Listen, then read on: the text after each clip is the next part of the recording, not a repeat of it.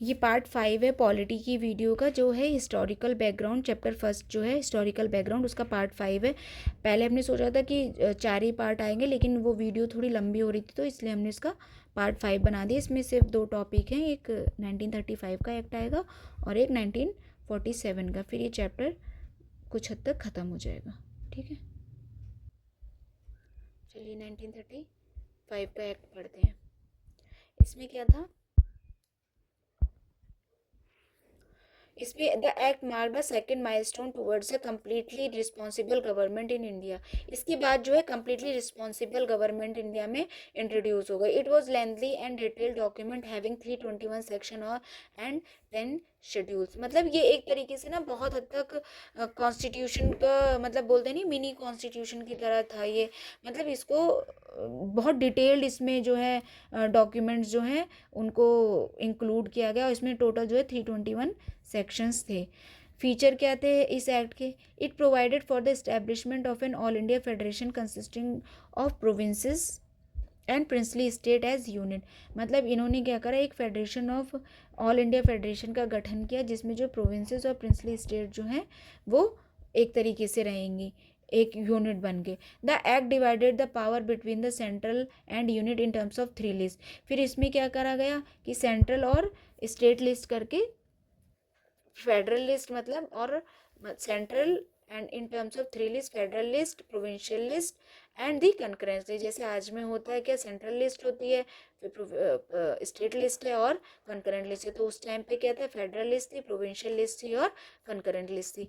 जो federal list थी वो सेंट्रल के लिए थी, उसमें जो है 59 आइटम्स थे। जो प्रोविंशियल लिस्ट थी वो प्रोविंसेस के लिए थी, उसमें जो है 54 आइटम्स थे। एंड जो कंकरेंट लिस्ट थी वो दोनों के लिए थी और उसमें जो है 36 आइटम्स थे। रेसिड्यूअल पावर जो थी वो गिवन थी वाइसरॉय को। जो आज जो है रेजिडुअल पावर जो है आज भी जो है सेंटर पे जाती है। तो रेजिड्यूरी पावर जो, मतलब जो कि जैसे कि इन लोगों ने अपने हिसाब से तो 3 लिस्ट में बांट दिया है, लेकिन इन 3 लिस्टों से भी कोई सब्जेक्ट अगर बच गया हो या आगे फ्यूचर में कोई ऐसा सब्जेक्ट आ जाता है समय को देखते हुए, तो वो जो है वो सब्जेक्ट फिर सेंटर देखेगा या वॉइसरॉय देखेगा, ये कहने का मतलब है। फिर क्या हुआ, however the federation never came into being as a princely state did not join it। लेकिन इसमें क्या हुआ कि ये जब इन्होंने ये करने का सोचा ना, तो ये फेडरेशन वाला सीन आ ही नहीं पाया, क्योंकि प्रिंसली स्टेट ने इसको ज्वाइन करने से ही मना कर दिया। It abolish dyarchy in the provinces and introduce provincial autonomy in its place. इसने क्या करा कि जो डायरकी थी वो उसका सिस्टम ख़त्म कर दिया पूरी तरीके से in the provinces and introduce provincial autonomy in its place. उसकी जगह पे जो है प्रोविंशियल ऑटोनॉमी मतलब वो अपने आप में क्या बोलते हैं, जो स्वतंत्र हैं अपने फैसले लेने में, ऐसा कुछ लागू किया गया। The provinces were allowed to act as autonomous units of administration in their defined spheres. मतलब इन्होंने क्या कहा कि प्रोविंसेस जो थी वो अलाउड थी कि वो अपने एक्ट बना सकती हैं as a autonomous unit of administration अपने स्फीयर में, मतलब जो अपने सब्जेक्ट हैं उसमें वो अपने एक्ट वगैरह लागू कर सकती हैं, बना सकती हैं। Moreover the act introduce responsible government in provinces, that is the governor was required to act with the advice of the ministers responsible to the provincial legislature. इन्होंने क्या करा, एक रिस्पॉन्सिबल गवर्नमेंट जो थी उसे इंट्रोड्यूस करा provinces में। जो गवर्नर था उसे, वो अपनी मर्जी से कुछ नहीं कर सकता। अभी तक क्या चला आ रहा था कि वो अपनी मर्जी से अकेले डिसीजन ले सकता था, उस पर उसके पास ओवर राइडिंग पावर थी, वो चाहे तो पूछे ना माने किसी को, ठीक है, वो अपने तरीके से डिसीजन ले सकता था। लेकिन अब क्या हो गया, जो मेंबर थे, मिनिस्टर्स थे, उस पर जो है रिस्पॉन्सिबल गवर्नर को उनके उनके अकॉर्डिंग ही डिसीजन लेना है। ऐसा नहीं है कि गवर्नर कुछ कह रहा है और जो मिनिस्टर्स हैं वो कुछ कह रहा है, उनके एडवाइस के बाद ही उनको कोई डिसीजन लेना है। This act came into effect in 1937 and was discontinued in 1939। मतलब कि इस एक्ट को सोचो 1937 में लागू किया गया, लेकिन ये सब चीज़ें ना लोगों ने मानी ही नहीं। कुछ प्रिंसली स्टेट्स ने नहीं मानी, या जो भी ये ठीक से लागू नहीं हो पाया, तो इसे डिसकंटिन्यू कर दिया गया 1939 में। फिर वही प्रोसेस चलने लगा कि मतलब आप क्यों, वो इनका ये था ना कि अब ऐसा सीन है तो हम ऐसे ही राज करते रहेंगे। लेकिन यहाँ पे जो था कि उसके सोचो 37 का है, 10 साल बाद इनको हमको आज़ादी मिल गई थी, तो प्रोसेस उस तरफ चल रहा था। It provided for the adoption of dyarchy at the centre, consequently the federal subjects were divided into reserve subject and transfer subject. अब क्या हुआ वहाँ पे, देखो क्या था, जो डायरकी जो थी वो प्रोविंशियल लेवल पे, मतलब ये छोटे छोटे पॉइंट हैं जो याद रखने। वहाँ पे जो 1919 का एक्ट था उसमें जो डायरकी है वो प्रोविंशियल लेवल पे लागू हुई थी, सेंट्रल लेवल पे लागू नहीं हुई थी। सेंट्रल लेवल पे तो सिंपल नॉर्मली क्या करा गया था, सिर्फ सेंट्रल सब्जेक्ट और प्रोविंसेस को सेपरेट कर दिया गया था, सब्जेक्ट अलग अलग कर दिए गए थे दोनों के। लेकिन जो प्रोविंशियल सब्जेक्ट्स है उसमें रिजर्व्ड और ट्रांसफर्ड करे गए थे, तो इसको डायरकी कहा गया था। लेकिन वो चीज़ आप क्या कहते हैं, जो प्रोविंशियल लेवल की जो थी वो तो वहाँ पे लागू की थी। यहाँ पे क्या करा इन्होंने, सेंट्रल लेवल पे भी डायरकी मतलब रिजर्व सब्जेक्ट और ट्रांसफर सब्जेक्ट वाला कॉन्सेप्ट लिया है। तो ना मानने का रीज़न लोगों की यही था कि आपने अब तक तो प्रोविंशियल लेवल पे जो कर रखा था वो तो कर ही रखा था, अब आपने सेंट्रल लेवल पे भी उसे लागू कर दिया। ठीक है, अब उसमें भी वही बात हो गए होंगे, जो मेन सब्जेक्ट होंगे वो इन्होंने रिजर्व में रख लिए होंगे, और जो ट्रांसफर सब्जेक्ट थे वो बिल्कुल जो मतलब ज़रूरत के नहीं थे उसको transfer subject. However this provision of the act did not come into operation at all. और ये भी ये वाला प्रोविजन भी जो है कभी ऑपरेशन में नहीं आ पाया, बस इन्होंने ऐसा लागू करने की सोची थी। It introduce bicameralism in 6 out of 11 provinces. इसने क्या करा, बायोकैमरलिज्म जो है 6 आउट ऑफ 11 प्रोविंसेस में भी लागू किया। Thus, the legislature of Bengal, Bombay, Madras, Bihar, Assam, and the United Provinces were made bicameralism, consisting of a legislative council, upper house, and the legislative assembly, lower house। ठीक है, तो इन्होंने जो ये 6 जगह थी, बंगाल, बॉम्बे, मद्रास, बिहार, आसाम और यूनाइटेड प्रोविंसेस, यहाँ पर जो है बाइकैमरलिज्म मतलब द्विसदनीय सिस्टम लागू किया। उसमें जो है एक था अपर हाउस जिसे लेजिस्लेटिव काउंसिल कहा गया, और एक था लोअर हाउस जिसे लेजिस्लेटिव असेंबली कहा गया। However many restrictions were placed on they. ये सब मतलब बना तो दिया इन्होंने, लेकिन उनके ऊपर बहुत सारी रिस्ट्रिक्शंस भी लगा दी गई ताकि वो अपनी तरीके से काम ना कर सके। It reserved a certain number of general seats for the depress class, schedule class. It also extended this special representation to women and labour. अब देखो वहां तक क्या था, डिप्रेस क्लास तक ही पहुंचे थे। ठीक है, अब इन्होंने क्या करा 1935 में, देखो सबसे पहले क्या करा था इन्होंने 1909 में इन्होंने क्या था, 1906 में मुस्लिम लीग बनी थी, 1909 में इन्होंने मुस्लिम वाला इंट्रोड्यूस कर दिया। फिर 1919 में इन्होंने क्या करा कि वो क्रिश्चियन जो थे, एंग्लो इंडियंस थे, और जो वो यूरोपियंस थे, और इन सब पे मतलब लागू कर दिया। सिख थे जो, इन सबको एक सेपरेट इलेक्टोरेट वाला सिस्टम दे दिया। फिर जब अभी जो पूना पैक्ट हुआ उसमें जो डिप्रेस क्लास का जो रिजर्व सीटें करनी थी, इन्होंने वो जो है certain number of general seat जो है रिजर्व कर दी। रिजर्व वहाँ पे बात हुई थी कि उसको 35 में लागू करेंगे, तो उन्होंने ये वो चीज़ यहाँ पे लागू करी। डिप्रेस क्लास के लिए जो है, शेड्यूल कास्ट के लिए सीटें रिजर्व कर दी गई। और इन्होंने क्या करा, जो स्पेशल रिप्रेजेंटेशन जो वुमेन और लेबर का था, वर्कर क्लास जो थी, लेबर क्लास और वुमेन्स जो था, इनका भी रिप्रेजेंटेशन जो है बढ़ा दिया। It abolish the council of India establish by the government of India act 1858। The secretary of state for India was provided with a team of adviser.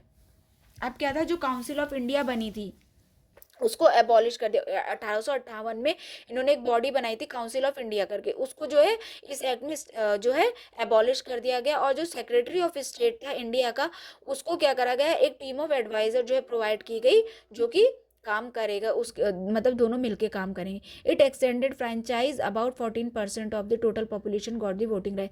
अब क्या करा, पहले देखो आपने पढ़ा था कि मतलब उसमें जो है जिनके पास बहुत ज़्यादा पैसा है, बहुत अमीर लोग हैं या बहुत एजुकेटेड हैं, जो upper class of the society होता है एक तरीके से, उनको ही वोटिंग राइट्स मिले हुए थे। लेकिन इसने जो है जो वोटिंग राइट्स होते उसको थोड़ा और बढ़ाया दायरा उसका, और लगभग 14% ऑफ द जो टोटल पॉपुलेशन थी इंडिया की उसको जो है वोटिंग राइट मिल गए। It provided for the establishment of a Reserve Bank of India to control the currency and credit of the country. इसने क्या करा कि वो जो आरबीआई मतलब आज का जो आप देख रहे हो रिजर्व बैंक ऑफ इंडिया, तो उस टाइम पे जो है सेंट्रल बैंक की स्थापना कर दी इसने 1934 में ही, वो 35 में इस्टेब्लिश हुई है क्या, रिजर्व बैंक ऑफ इंडिया, तो जो कि करेंसी और क्रेडिट का सिस्टम जो है कंट्रोल कर सके। फिर क्या करा, it provided for the establishment of not only a federal public service commission but also a provincial public service commission and joint public service commission for 2 और मोर प्रोविंसेस। इसने क्या करा, पहले देखो 1919 में क्या करा गया था कि जो सेंट्रल पब्लिक कमीशन था उसका एस्टेब्लिशमेंट हुआ था। अब इन्होंने क्या करा कि सिर्फ सेंट्रल पब्लिक कमीशन का नहीं, इन्होंने प्रोविंशियल लेवल पे भी फेडरल पब्लिक सर्विस कमीशन के अलावा प्रोविंशियल पब्लिक सर्विस कमीशन जो है उसको भी ऐड कर लिया। और ज्वाइंट पब्लिक सर्विस कमीशन क्या होता है, देखो सेंट्रल का अलग हो गया सेंट्रल पब्लिक सर्विस कमीशन, फिर प्रोविंशियल आ गया, प्रोविंशियल लेवल पे प्रोविंशियल पब्लिक सर्विस कमीशन, फिर एक है ज्वाइंट। उसमें क्या है, जैसे कि मान लो कि कोई दो स्टेट है, उनका मतलब सेपरेट नहीं बना है, तो वो दो ज्वाइंट सिस्टम के अंदर भी वहाँ पे अपॉइंटमेंट हो सकते हैं, तो इसको कहा गया joint public service commission for 2 और more provinces. It provided for the establishment of the federal code which was set up in 1937। इन्होंने जो है इस एक्ट ने जो है फेडरल कोर्ट्स का भी इस्टेब्लिशमेंट किया जो कि सेटअप हुई 1937 में। It separate Burma now Myanmar from India. अच्छा, तो इसके बाद जो है आप ये वाला जो नॉर्थ ईस्ट वाला एरिया देखोगे, जो ये आया इंडिया वाला सीन, आप ऐसे करके देखो, मतलब ये मैं वैसे ही बता रही हूँ। तो जो ये वाला एरिया है, ये नॉर्थ साउथ वाला है, तो जो ये वाला एरिया है यहाँ पे आप देखोगे जो ये म्यांमार वाला है, तो इसको इंडिया से सेपरेट कर दिया गया, ठीक है। फिर it created 2 new provinces, Orissa और सिंध, 2 न्यू प्रोविंसेस का गठन किया गया, उड़ीसा और सिंध का। फिर it provided for the safeguard to protect the interest of minority. इन्होंने जो है प्रॉपर जो है सेफ गार्ड सिस्टम, मतलब कि प्रॉपर इनको ऐसा अरेंजमेंट किया कि जो डिप्रेस क्लास हैं, जो माइनॉरिटीज़ हैं, उनको जो है प्रॉपर जो है उनके क्या बोलते हैं डेवलपमेंट, या वो यहाँ पे जो सुरक्षित रहें, इस तरीके से एक्ट वगैरह में लागू करके उनके लिए प्रोविजंस बनाए गए। It provided for the establishment of the federal railway authority to look after the administration of railway. Federal railway authority का भी इस्टेब्लिशमेंट किया गया जो कि एडमिनिस्ट्रेशन देखता था रेलवे का। इट प्रोवाइडेड, देखो क्या हुआ था, कब 1856 में रेलवे का गठन, वो रेलवे लाइंस वगैरह बिछने लगी थी ना, तो एस्टेब्लिशमेंट हो गया था। तो अब देखो तब से यहाँ तक चालू हो रहा है, फिर धीरे धीरे काम उस एवज में बढ़ रहा है, ट्रेड बढ़ रहा है, सब कुछ। तो इन लोगों ने उसके लिए एक सेपरेट जो है फेडरल रेलवे अथॉरिटी बना दी गई। It provided for the appointment of an Auditor General of India to audit the accounts of the Federation and the provinces। और एक Auditor General of India का भी गठन किया गया जो कि अकाउंट्स देखता था किसके, फेडरेशन के और प्रोविंसेस के, सेंट्रल लेवल पे भी और प्रोविंशियल लेवल पे भी, जितना भी अकाउंट्स वाला काम था वो देखता था कौन, ऑडिटर जनरल ऑफ इंडिया, ठीक है। तो ये था एक्ट ऑफ 1935 का।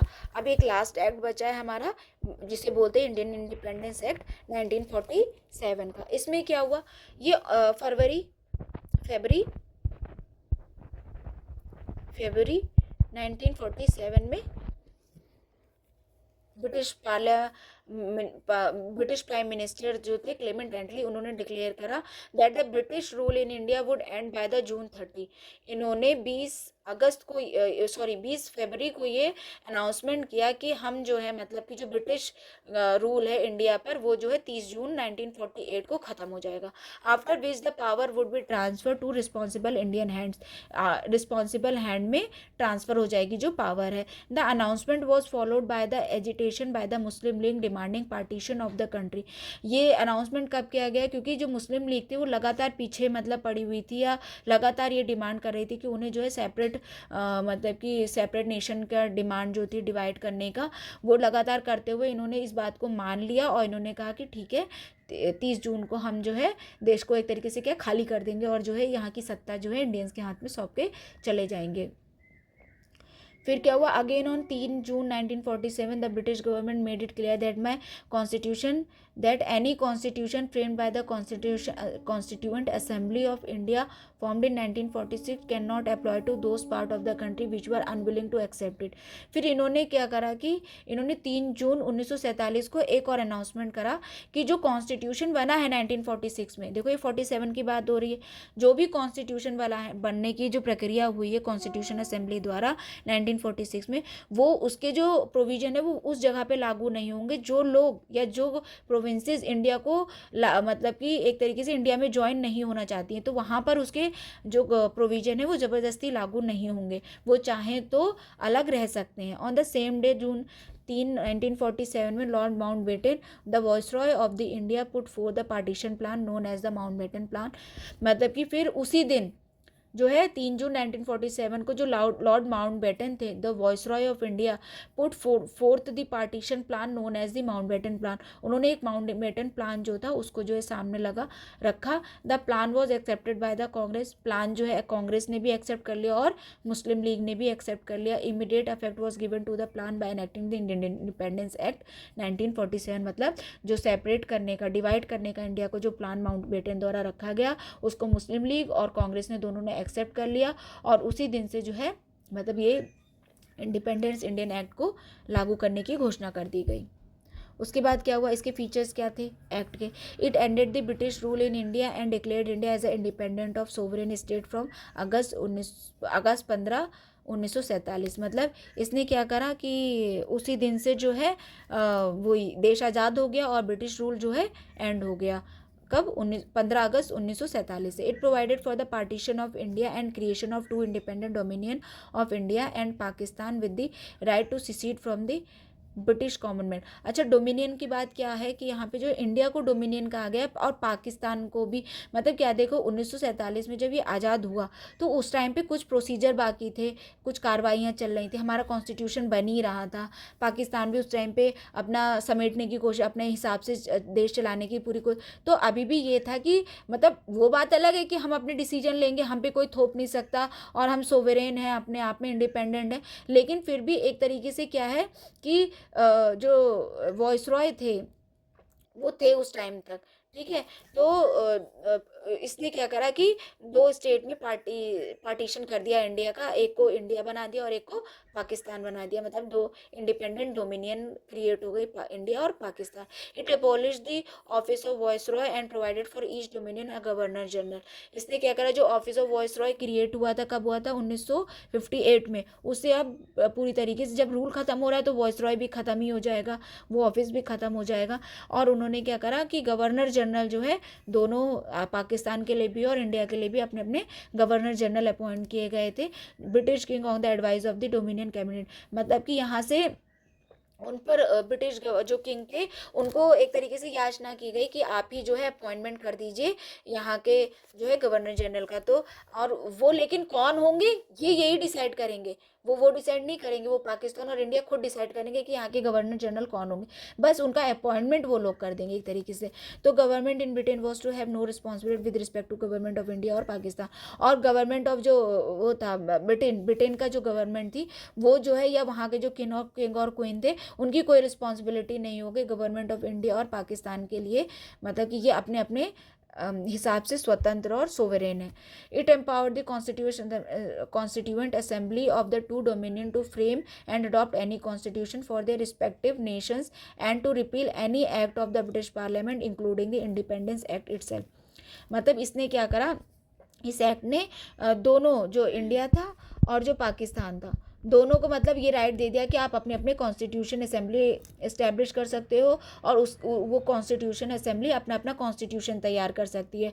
और उन दोनों जो कॉन्स्टिट्यूशन असेंबली है वो एक तरीके से जो है जैसे कि जो मिनिस्टर हैं, जो लॉ मिनिस्टर वगैरह हैं, उनकी तरह काम करेगी, लेजिस्लेटिव असेंबली की तरह काम करेगी और उसके पास पूरी राइट है, पूरी अथॉरिटी है कि वो चाहे तो अब तक में जो भी अंग्रेजों ने जो भी एक्ट लागू करे हैं, जो भी मतलब कि रूल्स लाए हैं, जो भी उनके प्रोविजन आज तक चल रहे थे, उनमें से किसी को भी एंड कर सकती है, किसी को भी समाप्त कर सकती है। उसमें कोई मतलब ये नहीं है कि ब्रिटिश गवर्नमेंट का है कि नहीं आप ऐसा नहीं कर सकते, इनके पास पूरी अथॉरिटी है, ये जो चाहे ब्रिटिश के बनाए हुए एक्ट या रूल को एबॉलिश कर सकती है और अपने जो है रूल वो लागू कर सकती है। यहाँ तक कि जो ये 1947 में जो कुछ बताया जा रहा है, जो हम एक्ट पढ़ रहे हैं, इसमें जो कुछ बताया जा रहा है ये इसको भी जो अपनी मर्जी से चेंज कर सकती है, ठीक है। It empowered the Constituent Assembly of both the domain to legislate for their respective territories till the new constitution were drafted and enforced। मतलब इसने एम्पावर करा कि कॉन्स्टिट्यूएंट असेंबली हैं जो दोनों डोमिनियन की, वो जो है देश की मतलब एक तरीके से वो जो एग्जीक्यूटिव और लेजिस्लेटिव होती है ना, वो उस तरीके से काम करेंगे जो कॉन्स्टिट्यूशन, क्योंकि देखो कॉन्स्टिट्यूएंट असेंबली जो थी वो कोई डायरेक्टली इलेक्ट होके नहीं आई थी, उनको नॉमिनेट किया गया था, ठीक है। तो वो तो ये था ना कि उनमें से ही नॉमिनेट कर दिए गए आपने। नॉमिनेशन देखो कितना भी आप कह लो कि नहीं इसमें पारदर्शिता रही है, इसमें कोई वो फेवर नहीं किया गया, लेकिन नॉमिनेशन होता नॉमिनेशन है। डायरेक्ट इलेक्शन जो होते हैं वो अलग चीज़ हो गई कि आपने चुन के भेजा है लोगों को, लेकिन जो नॉमिनेशन होता है वो कहीं ना कहीं फेवरेबल होता ही है किसी ना किसी का, ठीक है। तो ये था कि इन लोगों ने जो है नॉमिनेट करके कॉन्स्टिट्यूएंट असेंबली बनाई थी, लेकिन फिर भी ये लोग ये कह रहे थे कि जब तक देश में कॉन्स्टिट्यूएंट असेंबली कॉन्स्टिट्यूशन नहीं बनेगा, प्रोविजन लागू नहीं होंगे, आप डिसाइड नहीं करोगे कि आगे जो है देश में रूल कैसे होगा, तब तक डायरेक्ट इलेक्शन या वोटिंग ये सब कैसे होगी। देखो जब कॉन्स्टिट्यूशन बन गया तो 1950 में जाके जो है ये सब लागू हुआ, उस हिसाब की किस हिसाब से इलेक्शन होंगे, कौन कौन वोट दे सकता है, किस तरीके से सारा प्रोसीजर होगा, तब जाके आप किसी को इलेक्ट करोगे ना। तब तक तो किसी को तो राज करना पड़ेगा। जब अब तक कुछ लोग राज कर रहे थे तो इन्होंने कहा कि चलो थोड़े दिन और देख लेते हैं, तो इन्होंने जो है कॉन्स्टिट्यूएंट असेंबली जो थी वो उसमें थे तो सारे इंडियंस, और उसी ने जो है लेजिस्लेटिव बॉडी की तरह और एग्जीक्यूटिव बॉडी की तरह काम किया, और वही पार्लियामेंट का हिस्सा बन के एक तरीके से उसने अपने रूल्स एंड रेगुलेशंस लागू करे। जो भी इंडिया की टेरिटरी है उस पर उसके सारी जो है मतलब एक्ट वगैरह जो है कॉन्स्टिट्यूएंट असेंबली के लागू होंगे। No act of the British parliament passed after August 15 1947। 15 अगस्त 1947 के बाद ब्रिटिश पार्लियामेंट के कोई भी जो है एक्ट वगैरह जो है लागू नहीं होंगे इंडिया पर, दोनों में, इंडिया और पाकिस्तान दोनों पर, ठीक है। It abolish the office of the secretary of state for India. जब सब कुछ एबॉलिश हो गया तो सेक्रेटरी ऑफ स्टेट का भी ऑफिस एबॉलिश हो गया। Transferred is function to the secretary of state for Commonwealth affair. उसके जो फंक्शंस हैं वो secretary of state for Commonwealth affairs जो थे उसको ट्रांसफर हो गए। It proclaim the lapse of British paramountcy over the Indian princely state and treaty relation with tribal areas from August 1900। मतलब ये सब कुछ खत्म कर दिया कि जो भी इन्होंने ट्रीटी ली थी, जो भी ट्राइबल वगैरह की जो प्रिंसली स्टेट थे, ट्राइबल एरियाज थी, उनके अकॉर्डिंग इन्होंने जो नए नए रूल बना रखे थे, जो भी अपने हिसाब से कर रखा था, वो सब कुछ खत्म हो गया। It granted freedom to the Indian princely state either to join the dominion of India और डोमिनियन ऑफ पाकिस्तान और टू रिटेन इंडिपेंडेंट। इन्होंने ये फ्रीडम दे दी इंडियन प्रिंसली स्टेट को कि वो चाहे तो इंडिया को ज्वाइन करें, चाहे तो पाकिस्तान को ज्वाइन करें, और चाहे तो वो खुद इंडिपेंडेंट रहें। मतलब एक तरीके से इन्होंने जो है पूरे इंतज़ाम कर दिए कि जो देश है वो पूरे टुकड़ों टुकड़ों में बढ़ जाए। मतलब आपने ऐसा ऑप्शन दे के कि वो अगर चाहें तो खुद में इंडिपेंडेंट रहें, तो ऐसे तो छोटी छोटी कितनी प्रोविंसेस उठ जाएंगी। कुछ लोग अपने हिसाब से बंगाली बन जाएंगे, कुछ अपने हिसाब से बन जाएंगे, कम्युनिटी छोटी छोटी कम्युनिटीज़ डिवाइड हो जाएंगी। इस तरीके से कितना छोटा छोटा एक तरीके से पूरे नेशन को तोड़ने का इन्होंने पूरा पूरा खाका तैयार कर दिया।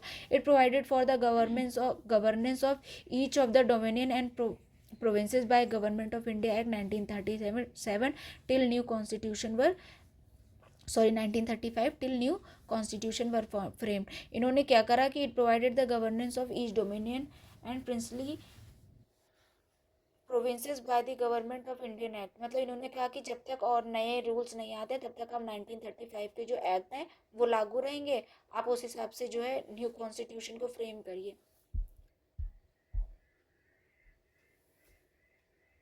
The dominion were however authorize to make modification in the act. मतलब ज़रूरी नहीं है कि जो लिख दिया गया 1935 में आपको वही लागू करने हैं, आप अपने हिसाब से चेंज करके, मतलब वो एक तरीके से आपको एक बेस दे दिया, आप उस हिसाब अपने हिसाब से देखकर उसमें से लागू कर सकते हैं। It deprive the British monarch of his right और टू वीटो बिल्स और ask for reservation of certain bills for the approval. इन्होंने क्या करा, जो ब्रिटिश मोनार्क थे उनके पास जो वीटो बिल्स की जो पावर थी for reservation of certain bills and reserve, ये सब खत्म कर दिया। सारे राइट उनके जो रिजर्व थे गवर्नर जनरल को, वो सब खत्म हो गए। अब इनके पास पूरी पावर है कि वो जो है अपना डिसीजन ले सकते हैं। It designated the governor general of India and the provincial governor as constitutional head of the state. They were made to act on the advice of the respective council of ministers in all matters. मतलब जो governor general of India था, जो अब बनाए गए थे, इनकी मर्ज़ी से जो बनाए गए थे, और जो प्रोविंशियल गवर्नर्स थे वो भी इनकी मर्ज़ी से, जो इनको जो है नॉमिनल हेड की उपाधि दे दी गई, और ये जो है एक्ट वगैरह लागू करने के लिए इनको रिस्पॉन्सिबल कर दिया गया, जो कि अपने मिनिस्टर की एडवाइस के बाद ही जो है कोई भी रूल और एक्ट को लागू कर सकते हैं। It drop the title of emperor of India from the royal titles of the king of England. मतलब जो किंग ऑफ इंग्लैंड थे ना, अब तक वो अपने आप को ना एम्परर ऑफ द इंडिया भी बोलते थे, तो अब ये टाइटल उनसे एक तरीके से हटा दिया गया। It discontinued the appointment of civil services and reservation of post by Secretary of State for India। जो सेक्रेटरी ऑफ स्टेट था वो जो है क्या कहता था, सिविल सर्वेंट को जो सिविल सर्विसेज को अपॉइंट करता था, तो अब ये वाला सिस्टम भी डिसकंटिन्यू कर दिया गया था। The member of civil services appointed before August 15, 1947 would continue to enjoy all benefits as they were entitled to till date. मतलब कि देखो, अपॉइंटमेंट करने का जो सीन था, मतलब कि जो अपॉइंट करता था सेक्रेटरी, अब वो नहीं कर पाएगा। लेकिन अब तक जो ऑलरेडी अपॉइंटेड थे सिविल सर्वेंट, उनको बिल्कुल एक तरीके से हटाया नहीं गया, उन्हें कंटिन्यू रखा गया। फिर आगे का प्रोसेस जो है, जब ये कॉन्स्टिट्यूशन लागू होगा, उस हिसाब से इन्होंने कहा कि तब तक के लिए वो सिविल सर्वेंट जो कि पहले से चले आ रहे थे, उनको सारी वही पावर अथॉरिटी दी जाएगी। At the stroke of midnight 14 से 15 अगस्त को 1947 में रात के 12 बजे जो है the British rule came to an end. वो ब्रिटिश रूल जो था वो एंड हो गया। द पावर और transfer to the new independent dominion of India and Pakistan को पावर जो है डोमिनियन की ट्रांसफ़र हो गई। Lord Mountbatten became the first governor general of new dominion of India. जो इंडिया के जो गवर्नर जनरल थे वो लॉर्ड माउंटबेटन ही बने रहे, जबकि जो पाकिस्तान के थे वो जो हैं उन्होंने अपना जो है खुद जो वो थे, कौन थे वो, मोहम्मद अली जिन्ना, उन्होंने खुद जो है वहाँ के गवर्नर जनरल बनना स्वीकार करा। उन्होंने कहा कि मैं ही बनूंगा। और क्या था, he swore in Jawaharlal Nehru as the first prime minister of independent India.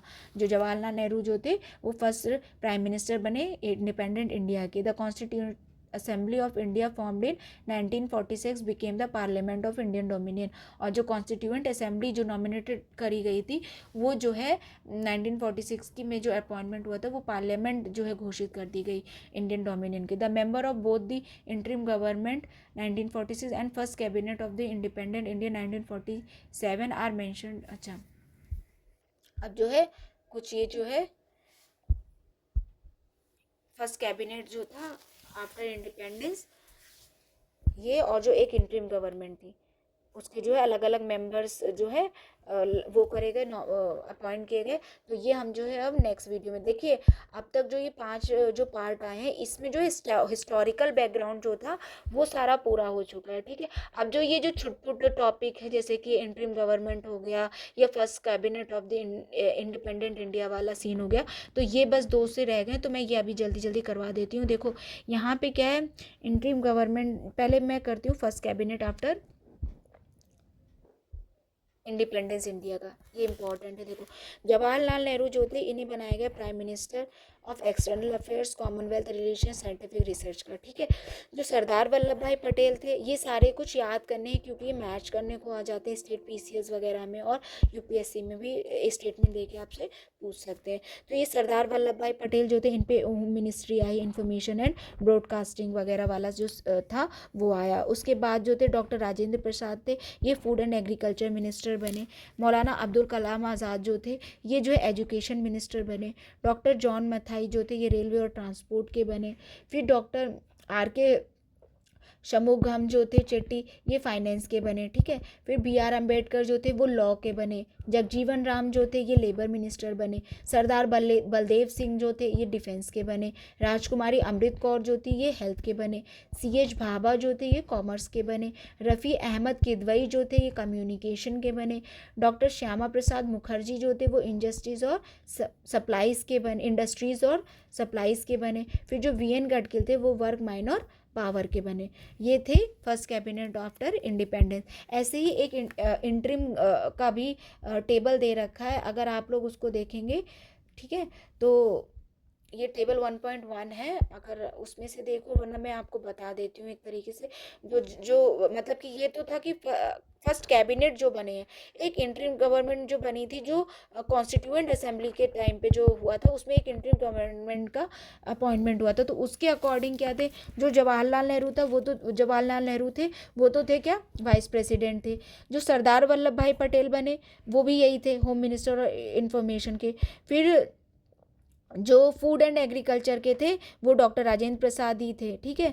John Mathai जो थे वो बने किसके, इंडस्ट्रीज और सप्लाई के, देखो इंडस्ट्रीज और सप्लाईज में यहाँ पे कौन थे, श्यामा प्रसाद मुखर्जी थे, लेकिन यहाँ पे जो है जॉन मथाई को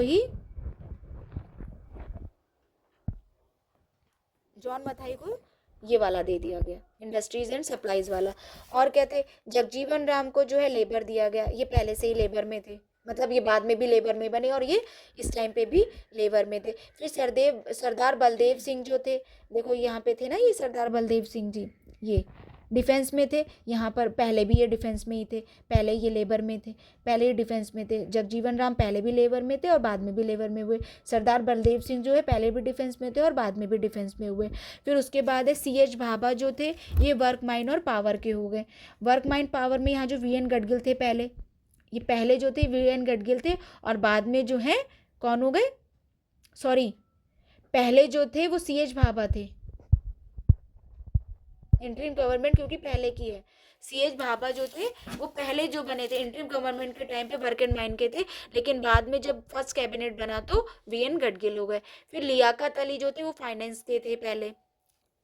यहाँ पे कौन है, शमुगनम चट्टी है ना RK, तो ये जो थे शान मुगम चट्टी हैं, ये फाइनेंस के थे, ये बाद में बने। इनसे पहले जो थे वो लियाकत अली जो थे वो थे फाइनेंस के, ठीक है। तो पहले लियाकत अली थे और बाद में आए ये चट्टी साहब।